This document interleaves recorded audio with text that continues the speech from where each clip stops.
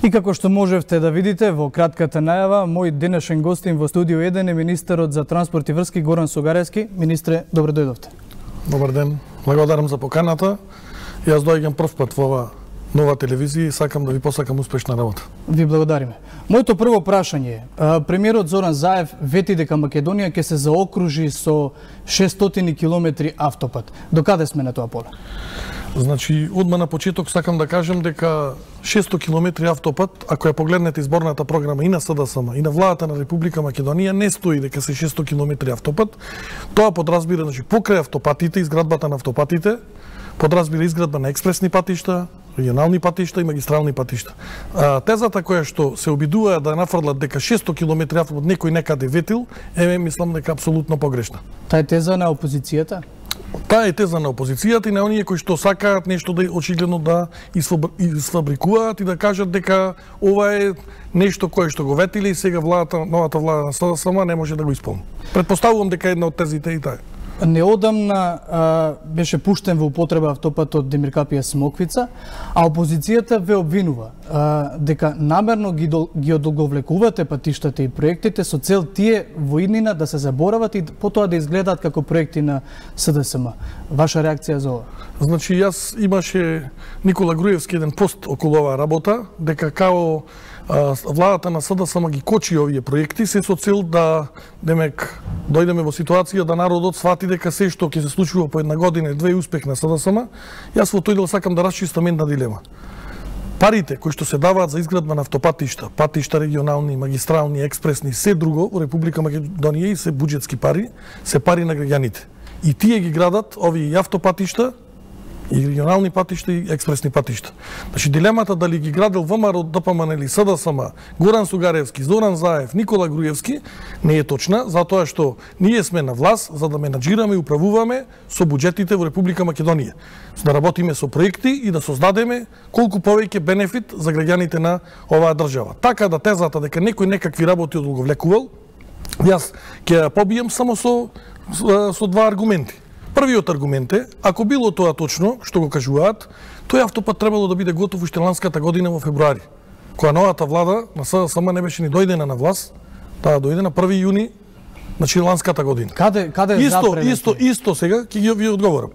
Исте случајот и со Биладиновци Штип, автопат кој што требаше на 1 мај ланската година да биде готов. Значи тоа пред доаѓањето на СДСМ на власт. Значи, затекнатата ситуација тогаш, конкретно зборувам за автопатот Демир Капија Смоквица, беше дека прво нити двете одобренија за градба, а тоа е изградбата на контролниот центар во Неготино и второ, тргањето на далноводот 400 киловолтен. Далновод апсолутно не беше нити почнат. Значи, јас како министер ги издадов двете одобренија за градба и заедно со јавното претпријатие за државни патишта постапивме по она што требаше да го направиме. Прво, да се изгради, бидејќи не беше изграден контролниот центар, тоа е делот на управувањето со тунелите. И вториот е дислокација на далновод на МЕПСО. Таква работа немаш. Тие да сакале да го пуштат автопатот, не можело да се без овие работи да се надминат. Дали според вашата ревизија пролонгирање на автопат апсолутно немало никаква. Јас бев еден од тие кои што од 1 јуни наваму правев се за тој автопат колку што може побрзо се стави во употреба. Дали според вашата ревизија, претпоставувам имате направено ревизија, тие средства веќе биле наменети? Дали тие средства некаде завршиле веќе? Иако работите не биле завршени? Во делот на функционирањето на автопатот, ние ги правевме оние работи кои што треба согласно проектот да ги направиме. Јас сакам само уште една работа да кажам, која што предпоставувам и другите луѓе ја знаат, али оние кои што не ја знаат да ја сообштам. Ако ние не направевме измена во законот за градење, без разлика на колку е готов автопатот, заради проектната документација, автопатот не може да биде пуштен во употреба. Затоа што претходните кои што го правеле тоа, правеле на дневна основа измени во тек на градба. Измените во тек на градба не беа внесени во проектот. Ние направивме измена во законот за градење. Тоа дополнително укажува дека нашата намера била колку што може побрзо да се пушти автопатот Демир Капија Смоквица, затоа што бенефитот нема да го има само Горан Сугаревски, ќе го имаат сите граѓани на оваа држава и сите оние луѓе кои што поминуваат по тој автопат кој што се разбира не поврзува со Република Грција. Оправдано ли беше славието на вашиот претходник Мисајловски на истиот автопат, кој што утредента откако беше пуштен во употреба, дојде и се снимаше таму и рече дека ова е наш проект? И премиерот во неговиот одговор каже дека тој проект е почнат уште во 2012 година од претходната влада и ние го признаваме тоа. Апсолутно не сакам да биде сватено дека ние водиме некаков надпревар кој го направил автопатот. Или сега за следните проекти, кој почнал, докаде бил, утре и СДСМ нема да биде на власт, се почнуваат проекти, друга власт ќе ги заокружи можеби, кои што траат по 5 по 10 години и тоа не треба да се води надпревар. Битно е оној кој ги дава парите. Парите ги даваат граѓаните. Буџетот се полни од парите на граѓаните. И затоа тоа е одгледан. Инаку ние можеме на дневна основа да велиме ти направи ова, ти не направи ова, мислам тоа е. Двете партии тоа го прават по не, ние кажуваме аргументи дека она што го соопштува опозицијата дека не е точно. Дека не е точно. А славието што го имал Владо Мисајловски наредниот ден, апсолутно е негово право. Јас тоа право не можам да му го одземам на никого. Затоа што тој автопат не е ни мој, тој е пат на граѓаните на оваа држава. Имате две замерки при пуштањето на тој автопат. Јас знам дека вие се алиениравте веднаш после она жестока критика на Facebook дека таму се играше со труби и чочеци. Тоа е едната замерка, а другата замерка беше дека има недоразбирање при исклучувањето кога се оди од Скопје према Гевгелија, па треба повторно граѓаните да се исклучат за Скопје за да дојдат до кој беше местото, не ми текнува само. Важно, има табла која што е грешна баш на тој автопат на Димир Капија Смоквица. Ќе одговорам за двете работи. Мислам дека уште дента или наредниот ден Министерството за транспорт и врски јасно излезе со соопштение да каже дека освен настанот кој што го организираше Европската комисија при пуштањето на автопат, не организира и не учествува во никакви понатамошни активности после пуштањето во употреба на автопатот. И тука завршува нашиот дел. Така да организација од таков тип никаква немало. Ако некој смета дека имало, тоа може и да изнајде начин да го проверува дали било така или не било така. Во делот на ова, јас апсолутно мислам дека граѓаните кои што реагираа за таа работа, имам разбирање за она што го кажеа и ние направивме се наредните денови колку што може да остраниме. Сакам да ви соопштам дека денес патот Неготино Демир Капија е пуштен во употреба, кој што се поврзува со патот, останате уште километар и пол, но делот каде што за да ги избегнеме сите овие проблеми кои што настанале, се нема да ги има од денес натаму. После 11 часот е пуштен во употреба, разговарав со надлежните служби таму, така да тие проблеми ќе бидат избегнати. Инаку апсолутно разбирам реакцијата која што беше на граѓаните и правевме ние се да тоа колку што може побрзо биде отстрането. Ајде, што е со другите два главни автопати за кои што долго се пишува низ медиумите, тоа се Миладиновци Штип и Кичево Охрид. Докаде се бидејќи треба да подпишувате анекс договори или тие се веќе подпишани? Значи, прво ајде за Миладиновци Штип, пошто и за тој за Миладиновци Штип рековте до септември дека ќе биде завршен. Значи вака сега. Прво Миладиновци Штип, само да подсетам, требаше да биде готов на 1 мај ланската година. Новата влада на СДСМ дојде на власт на 1 јуни и во првите чекори што ги направи, бидејќи автопатот не беше, околу 60% беше во изградба, склучи анекс на договор, нормално анекс на договор склучи врз база на она што го донесе парламентот преку предлог на закон. Тој анекс на договор помина на одобрување на пратениците и потоа и јас, вице-премиерот Ангјушев и директорот на јавното претпријатие за државни патишта го подпишавме тој анекс со година дена, во рок од година дена да заврши зградбата на автопатот Миладиновци Штип. Дополнителни трошоци има за тој? Значи во тој момент немаше дополнителни трошоци и пона што го имаме како тврдење најверојатно нема да има дополнителни трошоци. Сега, изминатиот период во неколку наврати како министер за транспорт и врски, заедно со директорот на јавното претпријатие, бевме во посета на автопатот, разговаравме и со изведувачите и со надзорот и увидовме дека имаме сериозно динамизирање на активностите во изградбата на автопатот. Нашите очекувања се да биде запазен рокот за изградба, тоа е 30 септември оваа година. Така да, доколку било каков проблем има, ние настојуваме во да ги решиме тие работи, се со цел да тој автопат биде завршен оваа година и со тоа што на граѓаните да им овозможиме да го користат тој автопат. Тоа е во едниот дел на Миладиновци Штип. Во делот на Кичево Охрид. Знаете дека пред скоро непол месец дена беше донесен исто така закон во собранието од страна на пратениците, каде што треба да се подпише анекс на договор за продолжување на рокот за изградбата на автопатот Кичево Охрид. Рокот е пролонгиран до јуни 2021 година и ние сега влегуваме во втората фаза, бидејќи се уште средства има за тој автопат, за тој патен правец, влегуваме во проговори за оние ставки каде што тие средства се потрошени. Од ставките не може да се префрлаат од една на друга. Ќе земам пример, на пример ако е за ископини или за асфалтирање, и она му кај што ќе сметаме согласно препроектирањето, бидејќи со вашиот подпис не може. Значи вака сега, со ни еден подпис не може, затоа што сакам да ви кажам дека прво треба таму да се направи препроектирање. Јас многу пати, јас очекувам во оваа емисија дека ние ќе разговараме за сегашност и за иднина, во овие 10 месеци за сите утки кои што не верувам дека градежништвото некаде во светот ги памти, се направени. Тоа еве во 10 месеци ниту еден не излезе да ме демантира дека не било така, во немањето клучки, па не знам проблемите со усеци и така натаму. И затоа ако сакате можеме да разговараме, меѓутоа тоа е констатирано, меѓутоа делот на ископините во делот на тунелот и така натаму, она е што тие јас што сум го кажал, без да крием како што претходната власт криела за проблемите, јас соопштив на јавноста дека овде ќе требаат дополнителни средства за овој автопат да се изгради. Затоа што ако е во фаза сега 54-55% е гревота граѓаните да останат без автопат, а досега се потрошиле голем број на средства. И затоа после подпишувањето сега се врши препроектирање и во делот на тунелот, во делот на клучките, во делот на усеците и така натаму, и врз база на тоа препроектирање, врз база на таа проектна документација ќе се дефинира колку точно средства ќе бидат потребни за дополнителни средства да бидат од буџетот на Република Македонија. Сега, значи после за нашата која е цел, за да избегнеме било каков сомнеж кај граѓаните, за било какви дејанија, бидејќи знаете дека за двата автопати специјалното јавно обвинителство има покренат обвиненија против одредени лица. Сега, за да ги избегнеме сите, со намера сме да ангажираме најреномирани светски кујки кои што ќе ги видат цените врз база на кои што треба да продолжи изградбата на тој автопат. Затоа и неслучајно рокот. Јас не сакам нити како министер, нити она што пред неколку недели имавме пресконференција со председателот на владата на Република Македонија, да ја соопштиме на јавноста дека ова можеме да го направиме во 3 или 6 месеци, такви лажни надежди, бидејќи роковите кога како се давани, кога се склучувани договорите за изградба нови автопати, што очигледно не се водело сметка, апсолутно. Јас жал ми е што ова и се случува на оваа држава во делот на тие проекти, бидејќи стварно мислам дека утки се невидени не само на овие два автопатишта, станува збор за други експресни патишта за кои што се надевам ќе разговараме. Главната траса беше утната таму. Значи правиме Кој ги носи последиците од Значи согласно она што бидејќи директно го случува договорот јавното претпријатие за државни патишта со компанијата Синохидро.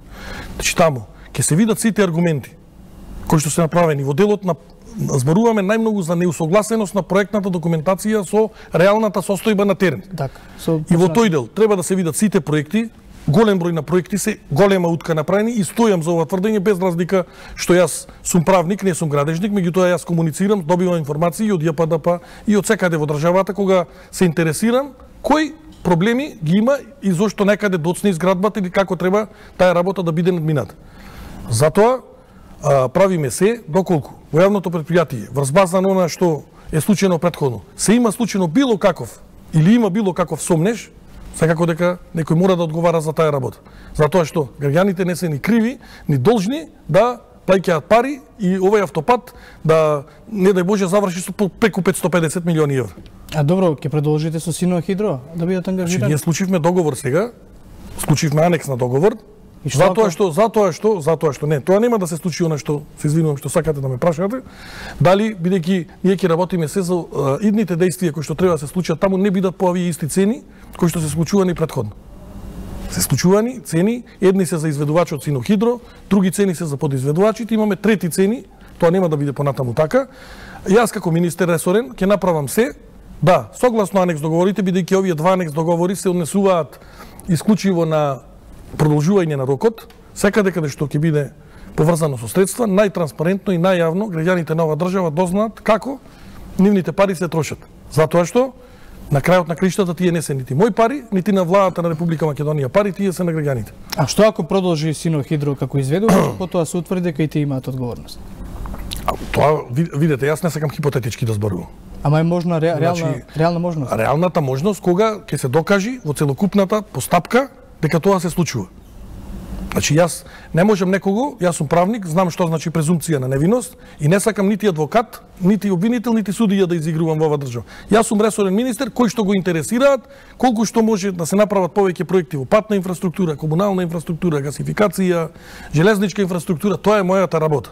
Како проектите да ги туркаме напред. И таа е работата на надлежен министер, на премиер и на сите оние кои што се целокупно со надлежните институции вклучени во таа работа. А не јас да кажувам дали е некој. Затоа во оваа држава постои судство кое што треба, еве гласно ќе кажам, да си одговори на она што му е негова работа.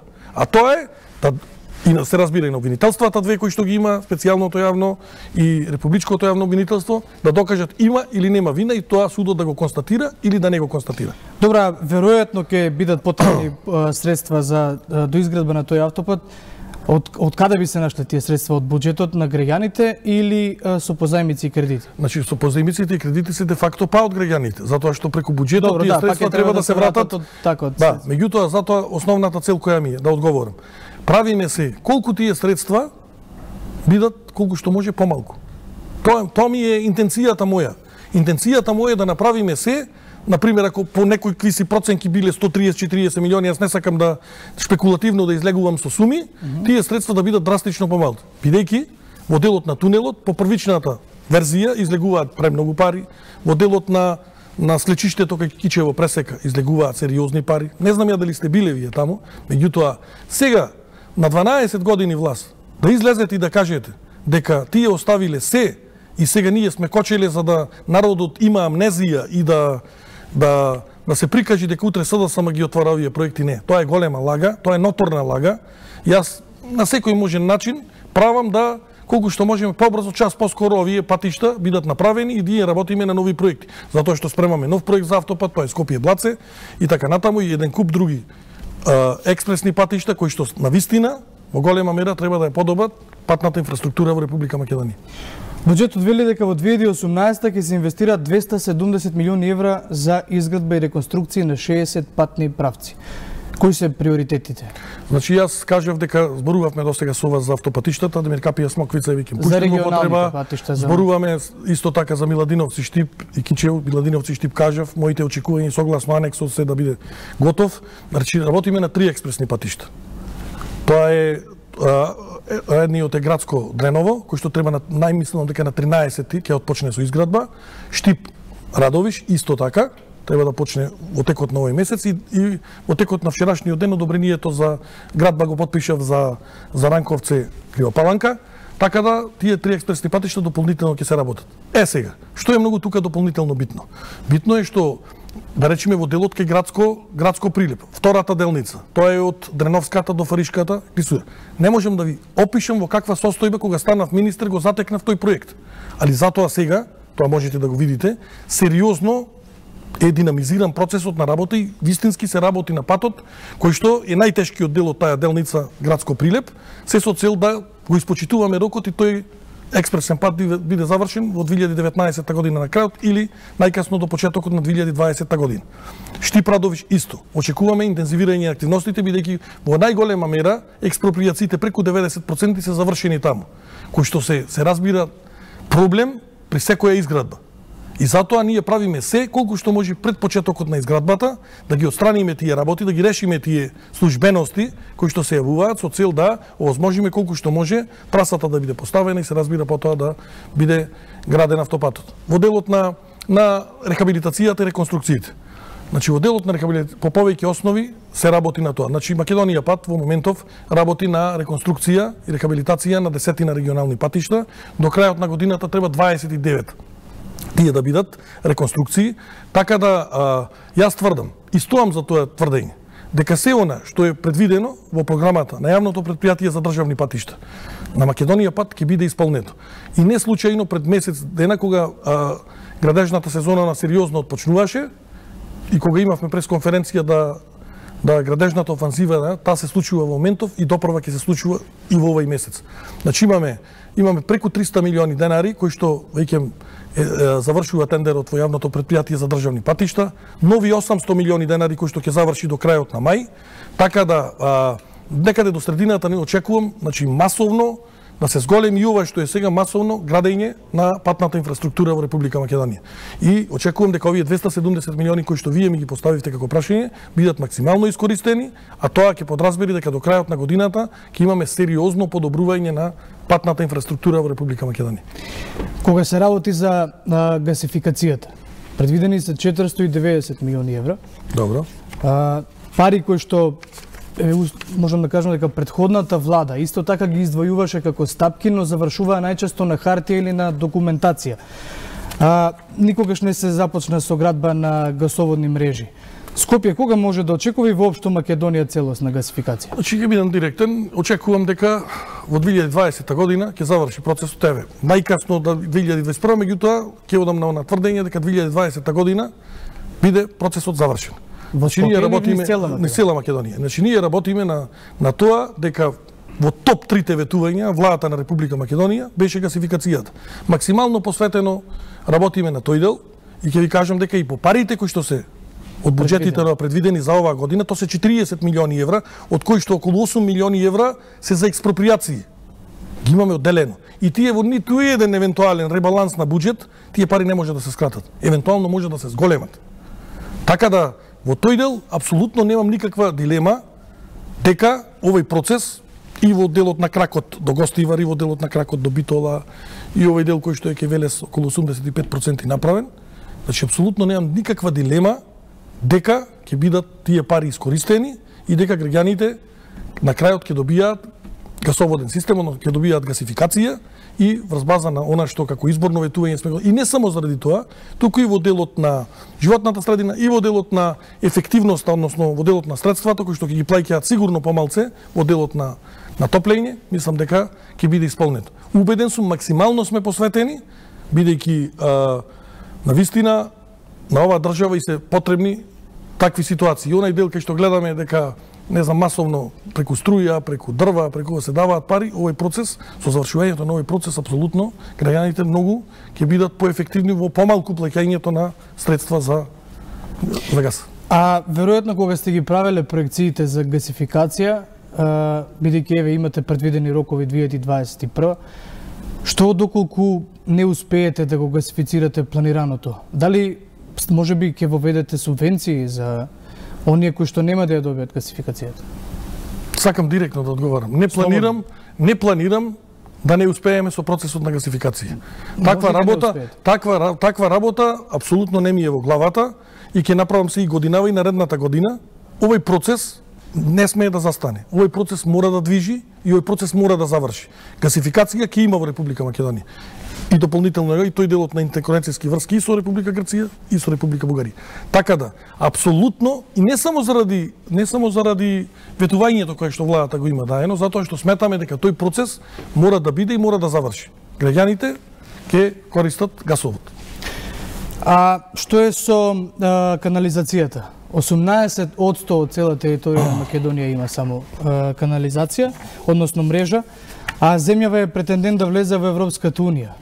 Какви се проекциите на Министерството? Проекциите на Министерството се многу добри.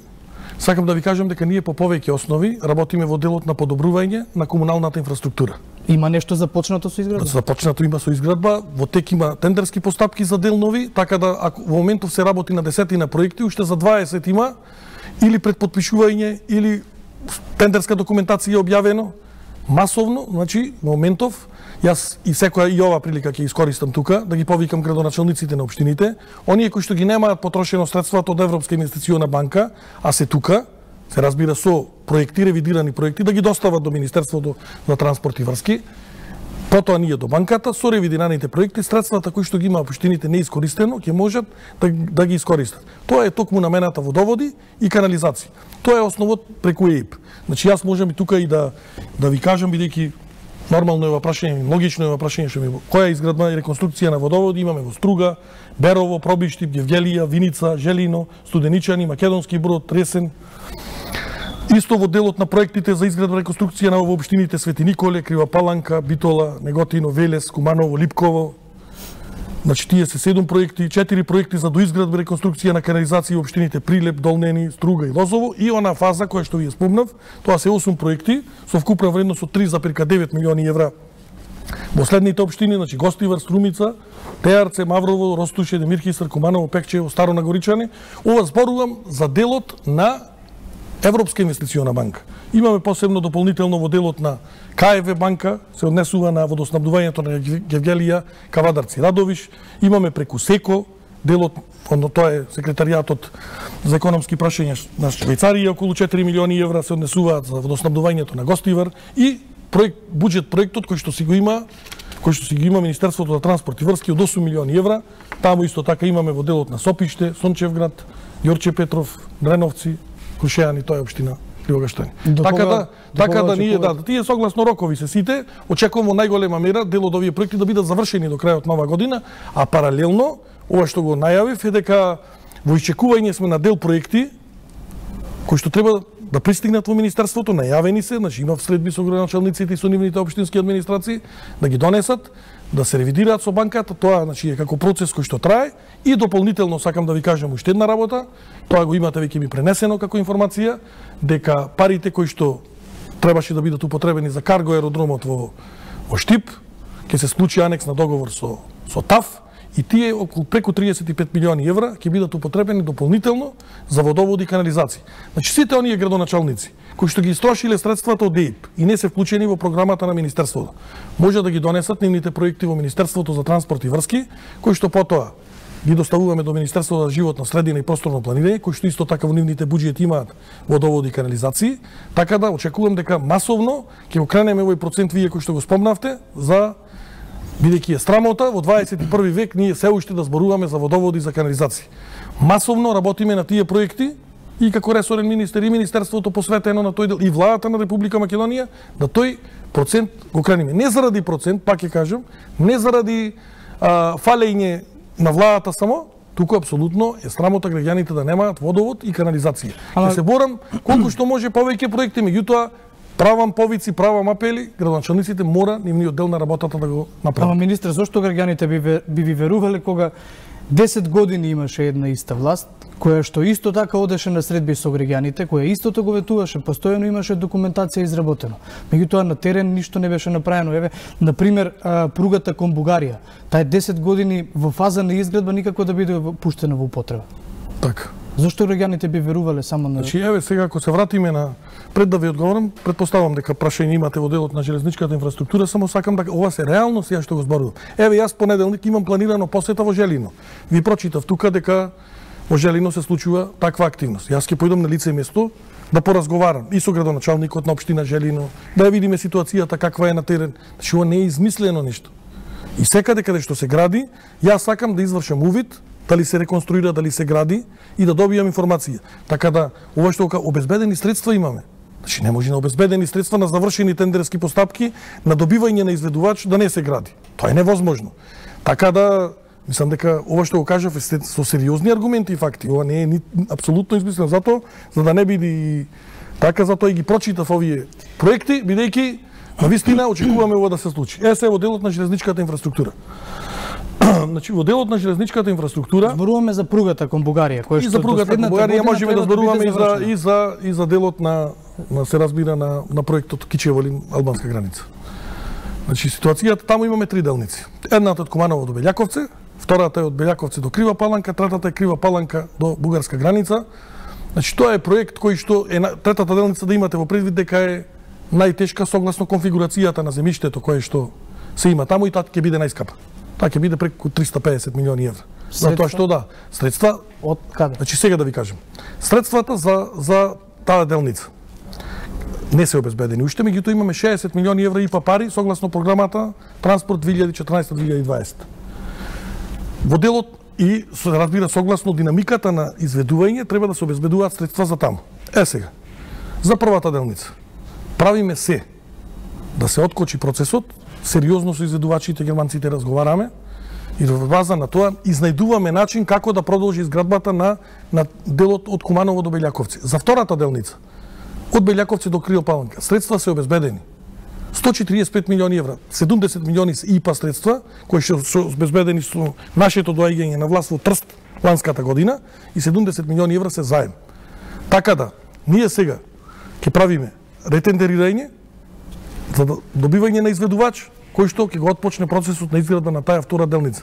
Не отстапуваме. Коридорот 8 е за нас од пресуштинско и преважно значење. За третата делница проектната документација е завршена. Ние направивме промоција со Европската комисија заедно и сега со почнување на изградбата и на втората делница ние обезбедуваме, мора да обезбедиме средства за таа намера. Не може од еден буџет да се обезбедат толку пари. Меѓутоа, паралелно, Министерството за транспорт и врски, заедно со јавното предпријатие инфраструктура железници, прави нова апликација на ИПА пари, кои што дополнително ИПА неповратни пари би обезбедиле, бидејќи ако имаме 70 милиони, 60 милиони дополнително, тие се неповратни пари. Од ниеден буџет на Република Македонија нема да тие пари да се даваат. Тие се грант средства, неповратни средства и ние максимално ќе се обидиме да ги искористиме. И сакав да потенцирам во делот на изградбата на Кичиево-Лин, значи Кичиево-македонско-албанска граница, таа пруга е 63 километри.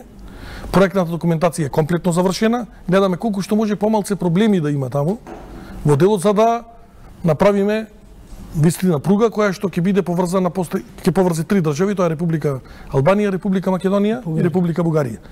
На тој начин исто така финансирањето не е обезбедено бидејќи пред известно време заврши проектната документација. Знаете, проектната документација дури не се направи, не може да нити со работа да се почне, меѓутоа не можат нити средства да се обезбедат. Мора врз база на тие средства да се разбира, врз база на таа проектна документација да се обезбедат средства. МЖ Транспорт е еден од најголемите загубари во државата и вработените таму неколку пати излегуваа на штрајк. Како ќе ја решите таа ситуација со вработените во МЖ Транспорт и со загубите кои што самото предпријатие ги има? Значи, со доаѓањето на новата власт, ние уште една плата плюс додадовме, така да сега, да речеме, сме мај месец. Сега, расчистени се долговите? Расчистени апсолутно долговите, тие си земаат месец за месец плата. Земаат на два пати во месецот, меѓутоа месец за месец. Сега во текот на мај тие ќе земат за април плата. Така да и тоа што беше фалинка од една плата, ние со нова година практично ја заокруживме таа работа и тие сега месец за месец земаат плата. Во делот на долговите, точно е на теза што ја кажавте вие, дека таму има долгови, преку Министерството за транспорт и врски, во делот на ПАСАО-то, 400 милиони денари годишно се обезбедуваат средства. И тие се префрлаат во транспорт железници и врз база на она што го имаат како приход, го немаат доволно. Така се одржува јавното предпријатие. Инаку тоа предпријатие, сакам да информирам дека има преку 80 милиони евра долг кој што зборувам за без камата, со камата веројатно е подолг, и он неколку наврати кажав дека приватизацијата таму мора да се случи, се со цел да навистина државата на секој чекор не прави да по ова или по онај основ прави за секој предпријатие, дали станува збор за јавно и било кое предпријатие, мора да биде само одржливо, за да државата не интервенира секаде. Ние, согласно на што сме им го ветили на работниците таму и во делот на коефициентите и во делот на плата, во неколку наврати бевме ние таму кога беа тие протести, јас лично вице-премиерот и директорот што е на тоа предпријатие, многу јасно им соопштивте на работниците дека тоа што е наша обврска ние ќе исполнуваме, меѓутоа и тие мора нивната обврска да исполнуваат, се разбира тоа е да се работи. Министре, минатата година од Министерството за транспорт и врски немало предвидено, односно немало потрошено ниту еден денар за мебел. Оваа година има стапка за купување мебел 8 милиони евра во транспорт и врски, нели? Владата најаве дека домакински ќе се трошат овие пари. Од каде потребата? Еве вака, значи јас апсолутно, еве тоа можете да го проверите бидејќи имам и министер за транспарентност и отчетност, да соопштите дали јас домаќински функционирам или не функционирам. И тоа, еве јавно сакам да кажам. Никаков раскош, никаков луксус нема да се случува во Министерството за транспорт. Таму може само да се елементарна потреба што е на вработените, никако не на министерот. Само она што е потреба. Ако е потребно да се набави компјутер, да се набави, не знам, еве, некоја столица, она што е неопходно. Инаку јас ви тврдам јавно, еве тоа ќе го видите низ годината, дека апсолутно нема една, како што велиме ние, банка скршена на непродуктивни. Јас кога бев опозиционер, најмногу се борев и ме лутеја тие работи. Па не можам кога сум бил опозиционер толку години во парламентот, сега да велам да, сега како министер јас ќе трошам. Не. Апсолутно само што е потреба, елементарна зборувам потреба, основна потреба на луѓето кои што работат во министерството, тоа ние мора да им ја дадеме. Инаку апсолутно, како во студио, она што е елементарно, она што е потребно. Значи не можеме ние со народните пари да се коцкаме. да се поигруваме. Јас сум се борел против таа работа и нема да дозволам апсолутно банка скршена да се троши на непродуктивни пари, освен она што е потреба на вработените.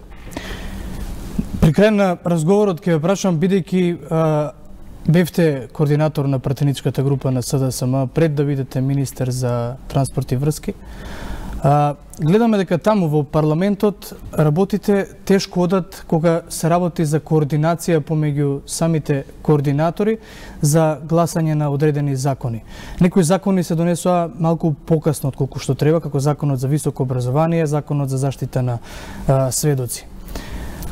Што е, каде е проблемот? Зошто не може да се искоординирате со, зборувам за вашето претходно искуство, не за сега, не може да, како оди самата концепција помеѓу претседател на собрание и координатори? Кој е проблемот? Добро, ова е прашање поврзано со парламентот. Така, зборувам за вашето претходно искуство. Да. Значи, таму предпоставам дека и праксата останата е во секој понеделник во 10 часот наутро има координација помеѓу претседателот на собранието со координаторите на пратеничките групи. Знаете дека во изминатиот период, како што и ние во претходниот период, опозицијата не учествуваше во работата, ние имавме политичка одлука заради непризнавање на изборите и потоа со Прашинскиот договор се вративме. И јас како тогашен координатор апсолутно учествував на сите координации кои што се случуваја во собранието. Сега ВМРО ДПМН одлучи неколку месеци да не учествува во работата. Јас во моментов гледам дека е вратена опозицијата, тоа го видов и на пратеничките прашања, се разбира го видов и на интерпелацијата која што ни ја поднесоја при нивното враќање. Се надевам дека тие учествуваат во координацијата која што служат. На координацијата во понеделник се договара како би изгледала работната недела. Значи, колку би имало седници, колку комисии, кои закони би се разгледувале. Меѓутоа, елементарното право е на опозицијата и на власта да даваат амандмани, да се разговара за нив, со тоа што мислам дека конструктивноста треба да биде главната причина. Право е на опозицијата кога ќе влезе и кога ќе иде, тоа е политичка одлука која што ВМРО ДПМН ја носи, но на договарањето на таа координација тогаш се случуваат сите работи. Така да... И зошто тогаш не успеваат да се договорат пратениците за намалување на патните трошоци? Значи, видете сега, таму јас колку што знам има закон веќе во процедура. Во процедура, кој што трае подолго време. Подолго време трае затоа што и представниците на опозицијата не беа присутни внатре во собранието.